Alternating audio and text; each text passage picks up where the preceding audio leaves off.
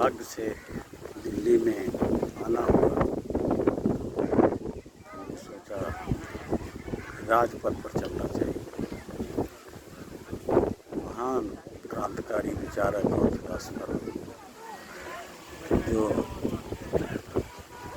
निचले तबके से लेकर के समग्र रूप से सभी के बारे में सोचते थे, उनके विचारों से ही इस देश को आज़ादी मिली। आखिर क्या चलती है उस मिट्टी में, उस समाज पर। तो हमने सबसे पहले श्रद्धा सुमन अर्पित किए। आज जब मैं यहाँ बैठा हुआ हूँ तो मेरे हाथ में एक टुकड़ा है इस मिट्टी का। फिर मेरे दिमाग में ये चेतना आती है कि आखिर ये मिट्टी है क्या। तो समझ में ये आता है कि ये मिट्टी,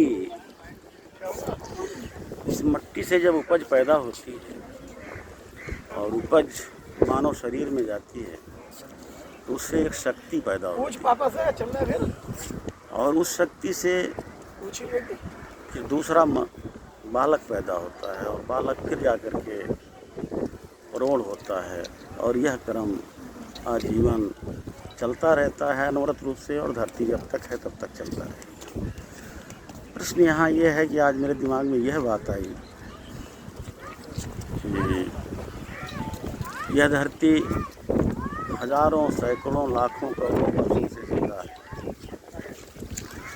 मानव सभ्यता के बाद जब मानव प्रगति करते हुए आगे बढ़ता है और जब उसे यह विद्या आती है कि इस धरती से उपज पैदा होती है और उस उपज का वो भोजन के रूप में इस्तेमाल करता है और उस भोजन से एक शक्ति बनती है। वह शक्ति ही मानव जीवन को इस धरती पर कायम किए हुए है। फिर मैं सोचता हूँ कि आखिर क्या हुआ जब ये धरती हमारी है तो इस पर दूसरे लोगों का कैसे राज हुआ। तब मेरे समझ में एक बात ये आती है कि आज़ादी के पहले से लेकर सभी जितने भी समय बीते हैं, कभी कोई सम्राट था, कभी कोई राजा था, कभी कोई रियासत थी, कभी कोई तुगलक माने कभी कोई सल्तनत काल आया, बाहर से लोग आए, वहाँ पर राज किए। फिर ब्रिटिश आई, फिर मुग़ल आए, उसके बाद ब्रिटिश आए और राज किया। तो मुझे ये समझ में आता है कि क्या मैं ये सोचूं कि ब्रिटिश काल से लेकर के पीछे अनंत समय तक अगर हम जाते हैं तो जिस मिट्टी की उपज से जो शक्ति बनी, उस शक्ति से जो मानव जीवन प्रारंभ हुआ, तो क्या वह मिट्टी उसकी थी। एक प्रश्न मेरे दिमाग में बार बार ये आता है। मुझे ऐसा लगता है कि ब्रिटिश काल के पहले, ब्रिटिश काल से लेकर के इसके पहले हमेशा जो भी इस देश में इस मिट्टी से उपज पैदा करता रहा और उस उपज से मानव शरीर में भोजन के बाद जो शक्ति उत्पन्न होती रही है, वह धरती का वह मालिक नहीं था, वह मिट्टी का वह मालिक नहीं था, वह किराएदार था। आप कल्पना करिए कि जिस चीज़ का कोई आदमी किराएदार होता है तो उसका वो इस्तेमाल करता है जितना हो सकता है, तो क्या उससे उसका उतना लाभ लगा हो सकता है जिसका अगर वह मालिक होता। तो क्या इस देश पर राज करने वाले जितने भी लोग थे इसलिए राज कर पाए। इस मिट्टी से जो शक्ति उत्पन्न होती थी उपज से, वह शक्ति, वह मिट्टी उस आदमी की नहीं थी, वह मजदूर की नहीं थी, वह किसान की नहीं थी, वह किसी और के अधिकार में थी, मात्र उसका किराएदार था। और कुछ रेंट दे करके, कुछ लगान दे करके वो खेती करता था। रेंट और लगान अगर नहीं दे पाता था तो वो बेदखल कर दिया जाता था। आज़ादी के बाद जब भू सुधार कानून लागू किया गया पूरे हिंदुस्तान में और ख़ासकर उत्तर प्रदेश में, तब हम देखते हैं सबसे पहला कदम जो उठाया गया 1950 में ज़मींदारी एवोल्यूशन एक्ट के रूप में जो आया, उस पर मालिकाना हक दिया गया उस मिट्टी पर, उस धरती पर जिस पर वह उपज उत्पन्न करता था। फिर जब वह उपज उत्पन्न करता था, जब वह मालिक हो गया, तो सबसे पहले तो इसका मालिकाना हक मौलिक रूप से दिया गया था। फिर यह देखा गया कि अगर किसी को इस धरती का मालिकाना हक दे दिया जाएगा तो आगे चल कर के विकास के लिए ज़मीनों का कैसे इस्तेमाल हो पाएगा, तो कानूनी अधिकार दे दिया गया। तो इस मिट्टी का, इस धरती का आज हमारे पास कानूनी अधिकार है। फिर हम ये सोचते हैं, हम उत्तर प्रदेश को देखते हैं, बिहार को देखते हैं, पंजाब को देखते हैं, हरियाणा को देखते हैं, जो मुख्य रूप से कृषि प्रधान देश हैं। फिर मेरे ये समझ में आता है कि आखिर हरियाणा और पंजाब के लोग कृषि उत्थान के लिए, उनकी सुविधाओं के लिए लड़ते ज़्यादा क्यों हैं? वह असर उत्तर प्रदेश में क्यों नहीं है, वह असर बिहार में क्यों नहीं है? फिर मुझे समझ में आता है कि धीरे धीरे विकास के सोपान पर आगे बढ़ता हुआ उत्तर प्रदेश और बिहार का व्यक्ति एक समय ऐसा आ गया कि जब जो कृषि क्षेत्र है उसकी लगभग 60% होल्डिंग जिसके पास है, वो लगभग बड़े बड़े मेट्रोपॉलिटन शहरों में चला आया। अब उसकी खेती जो देहात में, जो गांव में बची हुई है, वह भी किराए पर उठा कर रखा हुआ है। जो कृषि होल्डिंग जिसके पास है, अगर वो मेट्रोपॉलिटन शहरों में आ गया तो जाहिर सी बात है कि क्या उसको उतना लगाव है? एक तो उसका लगाव ख़त्म हुआ, दूसरे जो उस पर खेती कर रहा है, जो एक किराए के रूप में खेती कर रहा है, तो क्या उसका लगाव उस पर उत्पन्न हो सकता है? फिर हम जब देखते हैं कि कृषि कानून तमाम बनाए जाते हैं और ये कल्पना की जाती है कि कृषि जो परंपरागत कृषि हमारी है, वह कृषि लाभदायी नहीं है, इसे कंट्रैक्ट फार्मिंग में बदला जाए। तो फिर मैं ये सोचता हूँ कि अगर कंट्रैक्ट फार्मिंग में ये कृषि बदली जाती है तो क्या असर होगा?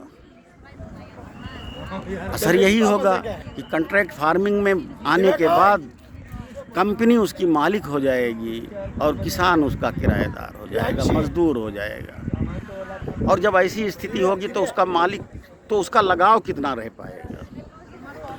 आज आर्थिक विकास के इस दौर में जब सारी राजनीतिक पार्टियां एक तरह से कारपोरेट बेस्ड हो गई हैं और उन्हीं के कॉपरेशन से वो अब संचालित हो रही हैं, तो जाहिर सी बात है कानून भी उन्हीं के लिए बनाया जा रहा है। अब 1970 का दशक, 1980 का दशक नहीं रहा जब किसान बेस्ड नेतृत्व जो है वो सरकारों को चलाता था, सरकारें उसके माध्यम से चलती थी, सरकारें उसके नेतृत्व में बनती थी। आज पूरी तरह से सरकारों का नेतृत्व भी व्यापारिक प्रतिष्ठानों से संबंधित हो गया है। तो सबसे बड़ी हुकूमत करने के लिए आदमी पर हुकूमत तो की जा सकती है, इंसान पे हुकूमत की जा सकती है, मनुष्य पर हुकूमत की जा सकती है, लेकिन अगर उसकी धरती ना रहे तो धरती पर हुकूमत करना बहुत मुश्किल काम है। और धरती का जब लगाव मनुष्य से होता है तो उस पर फिर उस क्षेत्र पर, उस देश पर, उस प्रदेश पर हुकूमत करना नामुमकिन हो जाता है। आज कारपोरेट्स की निगाहें कंट्रैक्ट फार्मिंग के माध्यम से पूरी तरह से किसानों की ज़मीनों पर पड़ी हुई है। इतना हतोत्साहित किसानों को इसलिए किया जा रहा है कि वो अलाभकारी सिद्ध हो जाए और मजबूर होकर के किसान खेती को छोड़ दें। नतीजा क्या होगा? नतीजा यही होगा कि यह धरती, ये किसान, ये मजदूर, ये मिट्टी से जो उसका मालिकाना हक होने का, कानूनी मालिकाना हक होने का जो उसके अंदर भाव है वह कमज़ोर होगा। भाव कमज़ोर होगा, मिट्टी से लगाव कमज़ोर होगा, तो तंत्र क्या बनेगा? तंत्र बनेगा फिर एक पुलिस है और एक पब्लिक है। उसके बाद और कौन है? उसके बाद कारपोरेट्स है, जो आपकी धरती पर भी कब्जा की है, जो आपकी किसानी क्षेत्र पर भी कब्जा कर लिया है, जो इसकी सारे उत्पादन से संबंधित जितनी भी मशीनरी है, जितनी भी जितना बड़ा सेक्टर है, सब उसके हाथ में, ज़मीन उसके हाथ में। तो डेमोक्रेटिक सिस्टम में जब हम चुनेंगे तो वो किस लिए चुनेंगे? उसका तो मात्र यही उद्देश्य होगा ना कि एक ऐसी सरकार बने कम से कम जो थोड़े से हमारे मानवीय अधिकार के लिए, थोड़ी सी हमारी सुख सुविधाओं के लिए, हम आज की तारीख में ये कह सकते हैं कि 5 किलो अनाज, एक टुकड़ा फेंक देना है पब्लिक पर, जनता पर। और उसके बाद सरकार का दूसरा काम यह है कि हर तरह से जनता को डिमोरलाइज कर दिया जाए, क्रश कर दिया जाए, ताकि उसकी आवाज़ ही ना आए, वो आवाज़ ही ना उठा पाए। तो पुलिस तंत्र में तो यही होता है ना। पुलिस तंत्र का मतलब ये है कि भीड़ को, जनता को कंट्रोल करना। और किसके लिए कंट्रोल करना? सुरक्षा करनी उन पूंजीपतियों की, उस कारपोरेट्स की, जिसके लिए सरकारें हमारे ही वोट से बनी हुई हैं। तो आज सबसे बड़ा संकट इस बात का है, आज जब मैंने ये सोचा राजपथ पर आकर के, आज राजपथ की इस हरियाली से मेरा अपनेपन का लगाव हो रहा है। याद आ रहा है कि कैसे कैसे संघर्ष के बाद इस आज़ादी मिली। इस राजपथ पर जब श्रद्धा सुमन अर्पित कर रहा था तो मुझे लग रहा था, मेरे अंदर एक फीलिंग, एक ताकत का एहसास हो रहा था। लेकिन धीरे धीरे अगर हम फिर वापस वहीं पर जाएंगे और इस ज़मीन का मालिकाना हक कारपोरेट्स को दे देंगे और पूरी जनता पर कंट्रोल के लिए एक पुलिस तंत्र बन जाएगा, उस तंत्र का काम ये होगा कि जनता को नियंत्रित करना और प्रोटेक्शन करना कारपोरेट्स का, फिर क्या होगा? क्या फिर सैकड़ों साल इसी तरह से धरती चलेगी हमारी? फिर क्या कोई ऐसा आंदोलन आएगा जिससे ये होगा कि फिर से इस ज़मीन का मालिकाना हक प्राप्त किया जाए? तो आज सबसे बड़ी चिंता की बात ये है, आज इस मिट्टी को मैं देखता हूँ तब मैं ये कहता हूँ, इसीलिए मैंने ये शुरू में कहा कि यह मिट्टी, इस मिट्टी से जो उपज पैदा होती है, उपज से जब शरीर में जाती है, शरीर में जब उस उपज से एक शक्ति बनती है, उस शक्ति से एक दूसरा शरीर का निर्माण होता है। अगर उस मिट्टी का मालिकाना हक कम से कम नहीं रह जाएगा तो उससे प्यार कितना रह पाएगा, कितना टिक पाएगा, कितना सरवाइव कर पाएगी आम जनता, कितना सरवाइव कर पाएगा ये देश? विकास का क्या मतलब है? विकास का मतलब तो यही है कि सभी का इस धरती पर, इस देश के अंदर एक एक आदमी का विकास हो। इसीलिए हमने कहा है कि समग्र विकास हमारा नारा होना चाहिए। इसीलिए हमने अपना एक संगठन बनाया है, भारतीय समग्र विकास। उसका एजेंडा ये है कि एनर्जी से सभी चीज़ें उत्पादित होती हैं, तो एनर्जी को सारे टैक्स से या जितना उस पर ओवरलोड लादा जाता है कि यहाँ से पैसा निकाल करके कहीं और निवेश किया जाए, तो मुझे ये लगता है कि एनर्जी को इस तरह से टैक्सों से मुक्त कर दिया जाए जिससे सारे उत्पाद सस्ते हो जाएं। उत्पाद सस्ता होगा तो व्यापार हमारा बढ़ेगा, हमारा माल सस्ता होगा तो विदेश में माल जाएगा, उससे हमारी इनकम होगी। उपज सस्ती रहेगी तो हर आदमी के खरीद के नियंत्रण में रहेगी। तो ये बड़ा प्रश्न है, इसको तो इतनी आसानी से 2 लाइन में नहीं समझाया जा सकता है, ना समझा जा सकता है। दूसरे का तर्क भी महत्वपूर्ण हो सकता है, बट मेरा ये कहना है। दूसरा सबसे बड़ा मेरा ये कहना है कि आज की तारीख में जब से हमने होश संभाला है तब से मैं ये देख रहा हूँ कि बड़ी बड़ी नौकरियों, जो सरकारी नौकरियाँ थी, उन नौकरियों की संख्या बढ़ाती चली गई, लेकिन गरीब आदमी जो मज़दूर है, कहीं पर खेती करता है, जो किसान है, जिसके पास शिक्षा ग्रहण करने का वह अवसर नहीं उपलब्ध है, तो वो एक चपरासी की नौकरी करने के लिए आ जाता है। और एक चपरासी की नौकरी जब वो करता है तो वो सिस्टम के अंदर आता है। बात सिर्फ इतनी नहीं है कि उसको एक तनख्वाह मिलती है, बात इतनी है कि वो सिस्टम में आकर के सिस्टम को समझ पाता है, आगे समझ पाता है कि हमें आगे कितना बढ़ना है। आज की तारीख में 4th क्लास की भर्तियों को बंद कर दिया गया है और एक नया जमींदार पैदा कर दिया गया है, कंट्रैक्टर बन गया है। तो एक कंट्रैक्टर और जो उसके अंदर जुड़ेगा सर्विस देने के लिए, सर्विस प्रोवाइडर जो होगा, जो जनता होगी, और जो नियोजक होगा, उसके बीच में आप कल्पना कर सकते हो कि कितना शोषण उस लेबर तबके का हो सकता है। तो जो गरीब कमज़ोर की नौकरियां थी उसे ख़त्म कर दिया गया, इसे रिस्टोर होना चाहिए।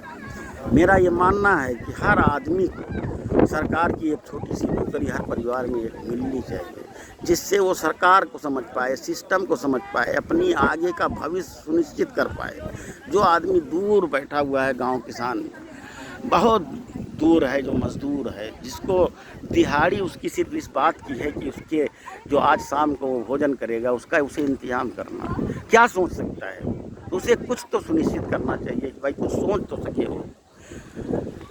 मैं ये सोचता हूँ कि सौंदर्य सामग्री, जितनी वैभवशाली जीवन की जो सामग्रियाँ हैं विदेशों से जो आयात की जाती हैं, मुझे ये लगता है कि उस पर थोड़ा सा वज़न डालना चाहिए और हमारे प्रोडक्ट की क्वालिटी को बढ़ाना चाहिए। मुझे ये लगता है, मैं फिर ये सोचता हूँ कि एक आदमी जो बमुश्किल अपने अपने परिवार को भोजन तक की व्यवस्था कर पाता है, उसका लड़का, उसका बच्चा शिक्षा कैसे ग्रहण करेगा? एक बच्चे की स्कूली शिक्षा अगर मिडिल सिस्टम से रखी जाए तो मुझे लगता है कि बच्चे के प्ले ग्रुप में प्रवेश से लेकर हमें ये लगता है कि इंटर तक की शिक्षा में कम से कम 12 लाख रुपए का निवेश होता है।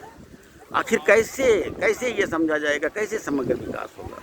फिर हम ये सोचते हैं कि अगर सरकार ऐसा सुनिश्चित करे कि जो गांव देहात किसान और मजदूर का बच्चा है उसको एक अच्छी आवासीय स्कूल